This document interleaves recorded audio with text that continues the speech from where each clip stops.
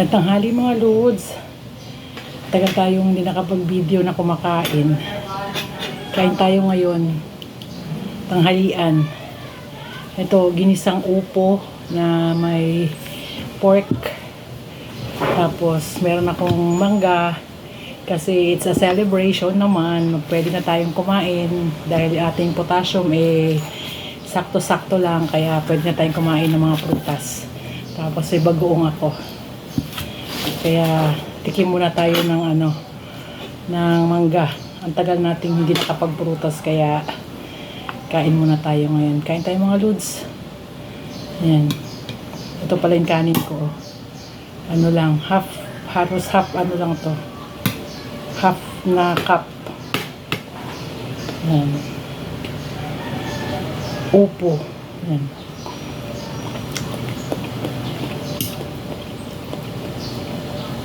Matubig. Pero okay lang. Tapos may ako ng karne. Ginisang pork.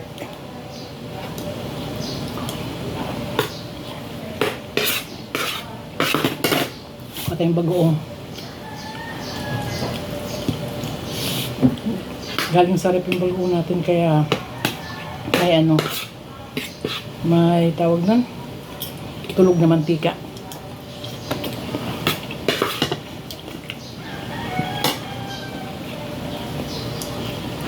Hindi ko gawa yung bagoong na ito mga lods pero masarap. Hindi maalat.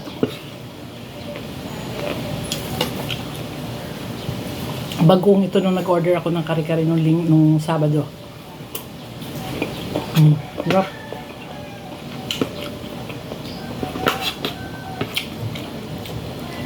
Bago tayo nung paggawa ng kanina.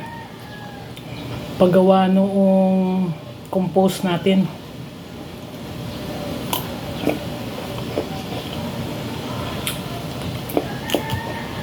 Ang galing mo salamin. Nahuhulog. Kaso, kung gaano makita yung kinakain ko. Okay lang.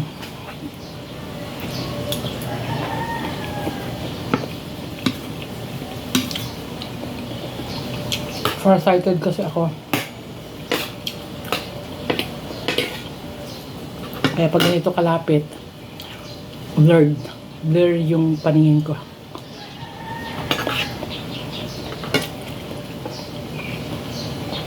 Okay lang naman kasi wala naman tayong kinakain na may tinik.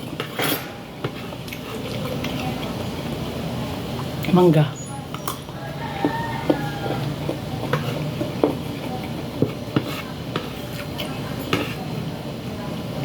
Masarap yung ulam mga lods.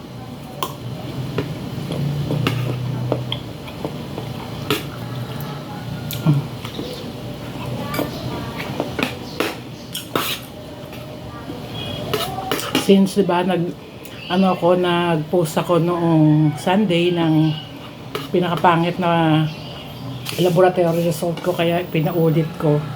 So lumabas na yung kahapon. Awa naman ng Diyos okay naman yung result ng laboratory natin. Kaya ngayon nakakain tayo ng mangga. Kagabi kumain din ako ng pineapple. Kasi yung potassium ko hindi ganun dun sa unang result na sobrang taas. Kaya nakakain tayo. Unlike nung nakaraan, hindi pa pwede. Takot ako. Kasi mahirap na Pag ang isang dialysis patients mga lods, sobrahan ng potassium, ang effect po noon, nagpapalpitate. At the same time, pwede siya ma-cardiac arrest. Kaya, isa yan sa mga iniiwasan namin tumaas ang potassium. At the same time, hindi ka makahinga. Hahapuin ka. Kasi nga, ang puso mo, nasusobrahan sa pagpalpitate ng puso mo, kaya mahirap huminga. Ngayon, pwede na tayo kumain ng konti lang, hindi pwedeng kain lang. Diba, nakadalawa na ako. Dalawa na ba? Tatlo. Tama na yun. Mga isa pa. Isa pang ganito. Ito yung sabaw ko.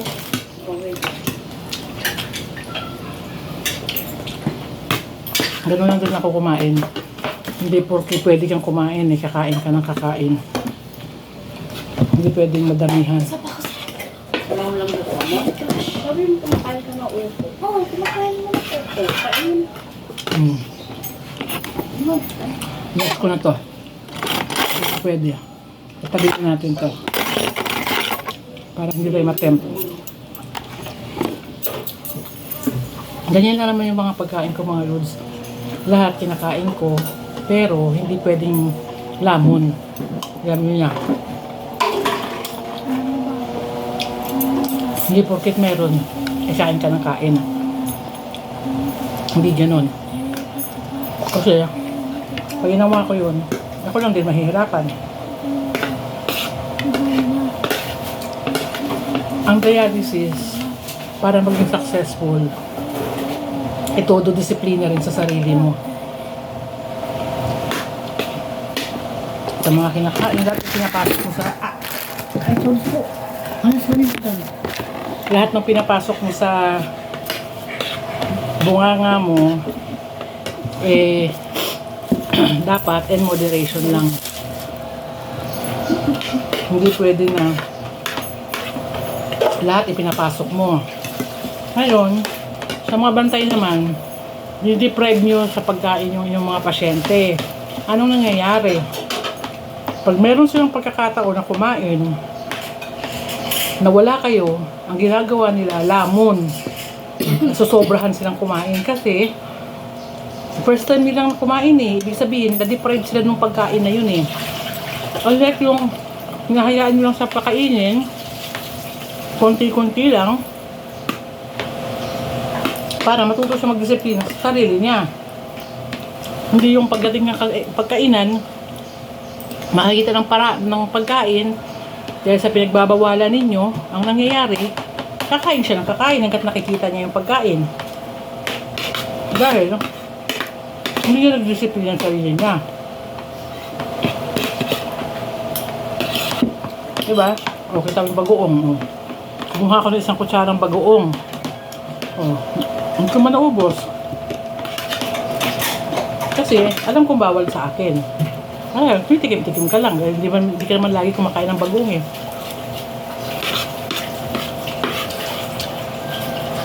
Ganyan lang yung ginagawa ko. So, itong upo. Oh. Ang upo, eh, maraming tubig yan. So, dapat, dun sa iniinom mong tubig, nakalis na yung tubig mo. Kunwari, ang baso mo. Ako kasi gagiinom ako ng tubig, eh, kalahating baso lang.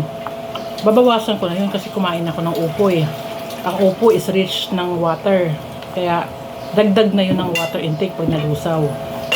Ang gagawin ko, babawasan ko yung tubig ko. Ganun na mga dito ang program ko sa pagkain ko. Kung mapansin nyo siguro, kahit payat ako, hindi ako maputla, hindi ako ayos yung katawan ko. Kaya nga nagpanik ako na yung result ng laboratory ko napakapangit. Kasi alam ko naman yung mga kinakain ko eh. Ganun lang yung pagkain ko. Hindi ako lumalamon. Kita nyo, tapos na ako. Maya-maya, after 3 hours, kain uli ako. Ganun lang yung sistema ng katawan ko. Yung iba nagmerienda siguro ng tinapay. Ako, minimerienda ko, kanin. Hindi ako nagmerienda ng tinapay. Kanin o kaya gulay. Yun ang kinakain ko sa merienda. Pero, ganun din yung sa kanin. Since maraming sugar yung kanin, maraming carbohydrates, hindi rin naman ganun karami. Konti-konti lang din. Para mabalansi lang yung pagkain ko. Ganun lang siya mga lods. Kaya, hindi ako hayok sa pagkain. Dahil nga lahat, tinitikman ko siya. So, paano mga lods? Hanggang sa susunod na video po natin, tapos na ako. Sana nakakain na rin po kayo. Maraming salamat po sa panonood. Please like and share po ng video po natin.